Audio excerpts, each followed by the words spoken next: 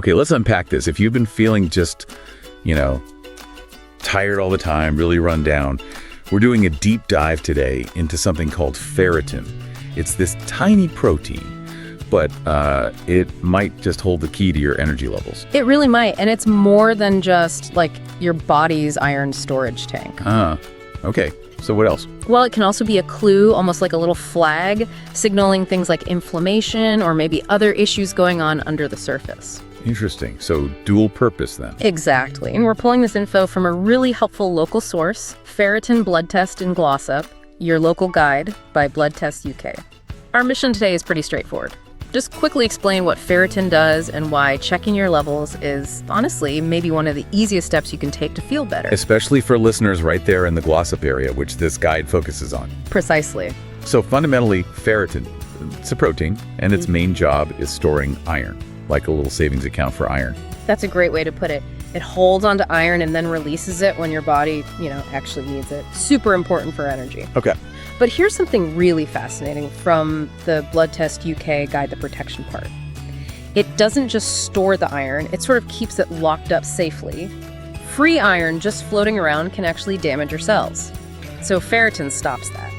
Okay, so that's why getting the test is so useful. It gives you clarity. It really does clear things up. If you've got that awful dragging fatigue that just won't go away, a ferritin test is often the quickest way for a doctor to see if it's down to low iron, iron deficiency anemia. Right, and it's not just about low iron, is it? The guide mentions the other side too. Exactly. That's what makes this simple blood test so, powerful. It also flags the opposite problem, having too much iron. That can happen in conditions like haemochromatosis, and too much iron building up is really not good for your organs long term. So checking ferritin levels helps spot both ends of the spectrum. Yes. And the symptoms people feel, like that weakness, maybe looking a bit pale, feeling exhausted, they often link directly to the numbers. Think of, say, 30 nanograms per milliliter, that number, 30 ng/ml, as kind of the baseline you need in your iron savings account. Below 30 means? Below 30 generally means those savings are pretty much gone.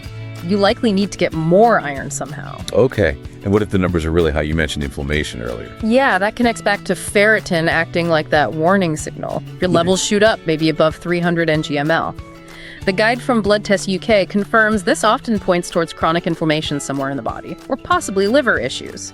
It's not always just about having too much iron stored. So it's a clue about potentially bigger health things going on. It really can be, which leads us nicely to actually getting the test done. This sounds super important, right? Definitely. Is it hard to get? Well, the great news, especially for anyone listening in Glossop, according to the Blood Test UK guide, is that it's actually quite accessible.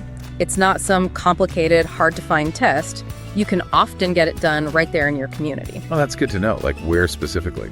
The guide mentions places like the Glossop Primary Care Center, the High Peak Medical Group, and even some local pharmacies might offer blood testing services that include ferritin. It's worth asking around. Making it easy is so important for people to actually, take charge of their health. Absolutely. Convenience is key. And is there anything you need to do to prepare for the test, to get a good reading? Just a quick tip, really. Drink plenty of water beforehand. That always helps with blood draws. And this is important. If you're taking iron pills, check with your doctor, but you might need to stop them for a few days before the test. Why is that? Because they can sort of artificially bump up your ferritin number, making it look higher than it really is without the supplement. Got it. So that gives a truer picture of your actual iron stores. Okay, so wrapping this up, what's the big takeaway here? I think it's that keeping an eye on your ferritin levels is just, fundamental health management. It helps you understand your energy, maybe even your focus. Right. And doing it regularly, maybe every 3 to 6 months, if you know you have iron issues, gives you actual data. Yes. Data to make smart choices, about your diet, or maybe if you need supplements, based on real numbers, not just guessing. Makes sense. And here's a final little thought inspired by that Blood Test UK guide. It really highlights diet. And it mentions one simple trick to help your body actually absorb iron better, especially from plants. Oh yeah, what's that? Vitamin C.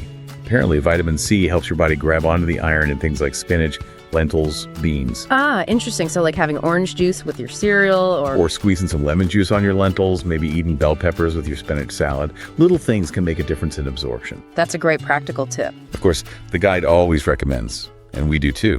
Definitely check in with a healthcare professional there in Glossop for advice that's specific just for you. Absolutely. Personalized advice is always best.